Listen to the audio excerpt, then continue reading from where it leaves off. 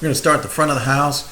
First thing is, that's not a one-car garage. That is a two-car garage. It's got a front garage door and a back garage door. It's kind of like a Batman garage where you can drive straight through or come in from either direction, and it is oversized. That front driveway is actually 14 foot wide, and that gives you a nice big turnaround spot in there. This is the front fence line. This is the road coming down to the entrance of the property. So your front fence line, you've got 20 acres between you and that neighbor in that house over there. That 20 acres is also for sale. And we're going to come around here to a little barn, and that was a 4-H barn. We'll get closer on that, and then we're coming back around. We'll swing back around to the house. You got some nice trees off to the side of the house, and we're back to the front of the house. And that driveway at 14 foot gives you plenty of room if you got a trailer to turn around in. This was used for 4-H calf for the son. It would easily convert into a chicken coop or a stable for a horse, pony, or back to a 4-H. Hasn't been used in a while, but it's still in pretty good shape.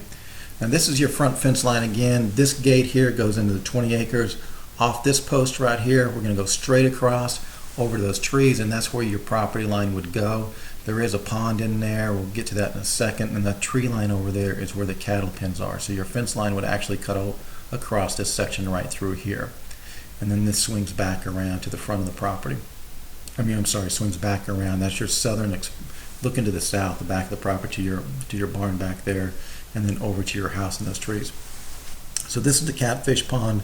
I call it the catfish pond because they raised catfish in here at one time. Your fence would go across that.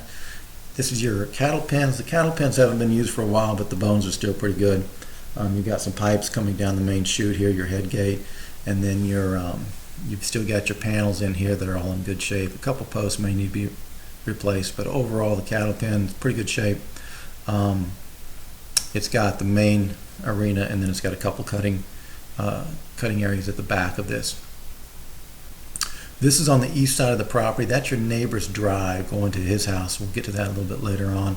And that looks back to the south, gives you the southern look.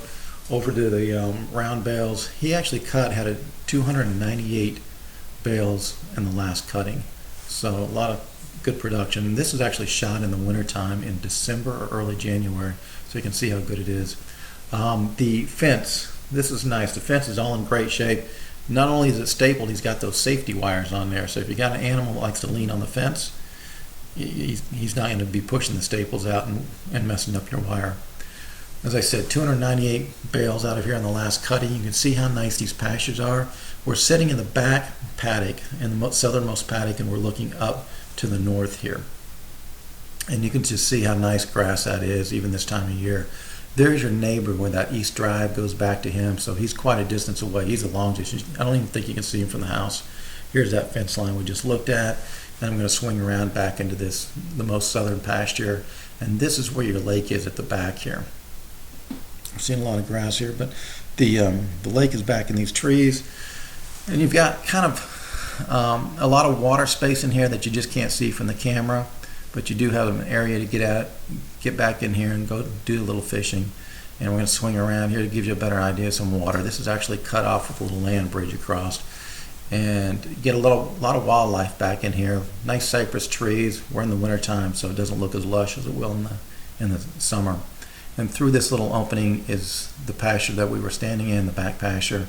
And back in this pond area, this lake area, you still got some grazing area too. Now we're on the southwestern corner, looking back up to the house and the barn, and those trees right there, that was at one time a little tree farm in there that just kind of grew up. And around the property you have shade trees scattered around, so the animals will always have someplace to go no matter what pasture you're in to get some shade. And we're swinging back around, back down to the lake again.